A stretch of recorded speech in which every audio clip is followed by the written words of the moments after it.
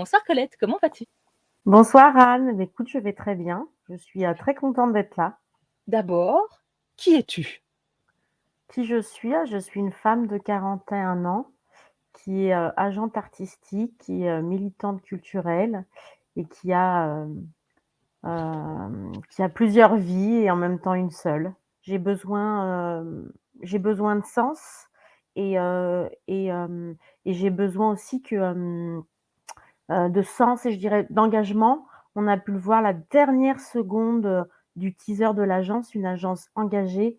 Je suis une femme qui aime, m'engager pour des valeurs, pour des causes et donc du coup, c'est par ce côté-là que j'emploie le mot militante culturelle et c'est même incarné par mon prénom, hein. Je m'appelle Colette. Colette, c'est l'autrice et la comédienne de théâtre, qui était une femme pionnière qui avait pris la parole autour, autour du féminisme et qui s'était coupé les cheveux au carré. C'est la photo d'ailleurs qu'on connaît le plus de Colette, et moi ce prénom, je le vis comme un héritage. Quelles sont les causes que tu défends? Et ben, je dirais que c'est les, causes et même les enjeux de notre société. Donc c'est le réchauffement climatique, la discrimination, le racisme, le sexisme. Mon métier, je le fais avec, conviction et je me bats pour une cause qui est plus grande que la mienne, donc plus grande que ma petite agence.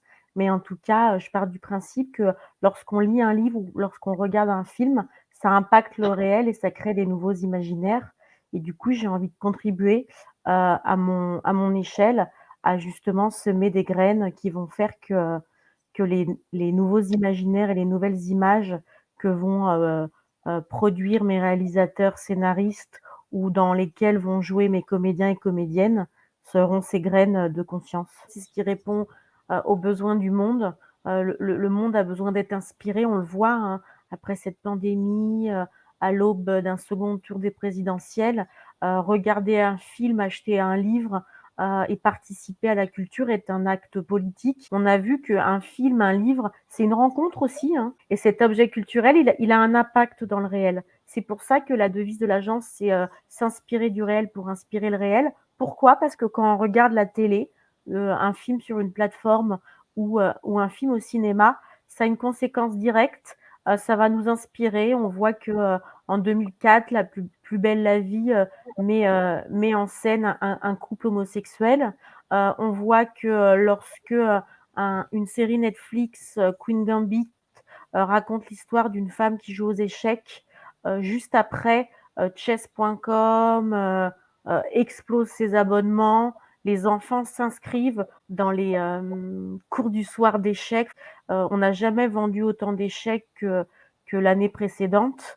Et de même, le joueur d'échecs de Stefan Zweig, donc qui n'a pas de lien avec cette série, a vu ses ventes augmenter. Donc, ce qu'on voit à la télé et sur les plateformes a un impact direct dans le réel. Donc, autant que ça soit du cinéma positif et que cet impact dans le réel soit positif. Dans le premier extrait du teaser, il y a Anas Bazbouzi qui est comédien qui dit des femmes dans le rap, il n'y en a pas beaucoup. Il faut vraiment avoir de l'audace. Et encore plus au Maroc. Et du coup, il demande à ces jeunes filles, avez-vous cette audace? Et ben, oser et l'audace, pour moi, c'est des valeurs qui sont fortes. L'audace, c'est aussi l'anagramme de cadeau. Donc, je pars d'un principe que quand on a l'audace, il y a toujours un cadeau au bout de l'audace. C'est quoi casser les codes? Et comment on fait pour casser les codes? Bah, bonne question Anne. Casser les codes, bah, je le mets aussi dans mon teaser, c'est faire bouger les lignes, c'est, assumer d'être qui on est, donc oser et Mmh. du coup, c'est ouais, ne pas se lisser. C'est-à-dire qu'on est dans un monde où notre beurre, il est pasteurisé et notre lait, il est écrémé et que moi j'ai pas envie d'aseptiser tout ça. On est tous artistes ou entrepreneurs de sa vie, c'est Mmh. qu'on fait des choix et ces choix ont des conséquences sur nos vies, personnelles, professionnelles et moi c'est ça que j'essaie de garder comme direction, comme fil conducteur pour faire les choses qui me paraissent, sur ma voie. J'ai aussi, je sais pas si tu connais, c'est un concept japonais qui s'appelle l'ikigai.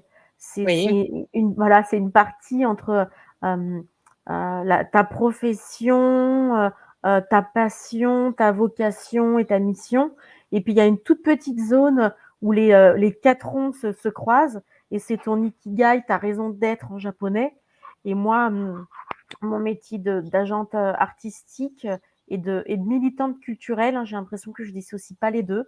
Bah, il est dans cette petite partie-là. et Hem, est-ce que les projets que tu choisis pour tes artistes, ce sont des projets qui respectent l'engagement? Est-ce que tu veux que ce soit toujours des projets, dignes de tes valeurs? alors mes valeurs, elles s'incarnent à plusieurs niveaux. Déjà pour, changer le monde, faut que je ch pour changer le grand monde, il faut que je change mon petit monde. Donc il Ouais. faut déjà que je me l'applique à moi-même, que je l'applique aussi à mes collaborateurs. On est plusieurs dans l'agence, hein, côté staff. Merci d'ailleurs aux femmes majoritairement qui m'accompagnent. Surtout à une, Marianne et aux autres aussi, mais c'est vrai que c'est tout un travail d'équipe, hein. Je suis vraiment soutenue, dans les coulisses et aussi à Mmh. mes talents. Donc c'est des sujets dont je parle avec, mes différents talents. Aujourd'hui, on essaye d'abord de faire, grandir et connaître l'agence et de voir chaque projet, quelle graine il peut semer et des Mmh. fois, c'est une grosse graine comme le film qu'on a vu au début du teaser qui est Haut et fort, que je vous invite à regarder. Et puis des fois, il y a des projets qui sont, plus petits, soit parce qu'ils auront moins d'audience, soit qui sont plus petits où l'impact en tout cas est plus léger. Mais en tout cas, on essaye de le respecter au maximum et si parfois c'est des projets qui sont plutôt du cinéma neutre, comme je dirais et ben, on se dit qu'en tout cas on a rencontré des gens de notre, chaîne de valeur, de l'audiovisuel et que c'est au sein de cette chaîne de valeur qu'on sème, ces graines-là. Mon but en tout cas moi, c'est de faire mon métier avec, éthique et on essaye, hein, de voir ce qui est le plus juste pour chacun et en effet, on veut tous que ces projets existent, mais des fois on en oublie le respect, l'éthique, sur, comment répondre à un email, sur, une négociation financière et je sais que moi qu'il y a quelques producteurs et productrices qui m'ont dit: «Ah, sur tes négos financières, on voit que tu as, tu as un autre style». Et ben, je dirais que cet autre style, je pense que c'est l'éthique. Donc du coup, c'est Oui, que des fois, imagine. je comprends leur sujet et je comprends leurs enjeux et je trouve que c'est important d'ouvrir le débat et C'est ça. de moi de défendre au mieux mes talents, mais aussi de comprendre parfois dans l'ensemble leurs contraintes. Donc le but, c'est que mes talents tournent, et en même temps, faut que le projet se fasse pour que mes talents tournent. Donc c'est comment on trouve, ce curseur entre tous ces acteurs d'une chaîne de valeur et comment on fait notre métier avec joie, respect, professionnalisme et éthique. Quel est ton plus beau souvenir en tant qu'agente? Mon plus beau souvenir, ben, je pense qu'il est lié à une reconnaissance, du milieu.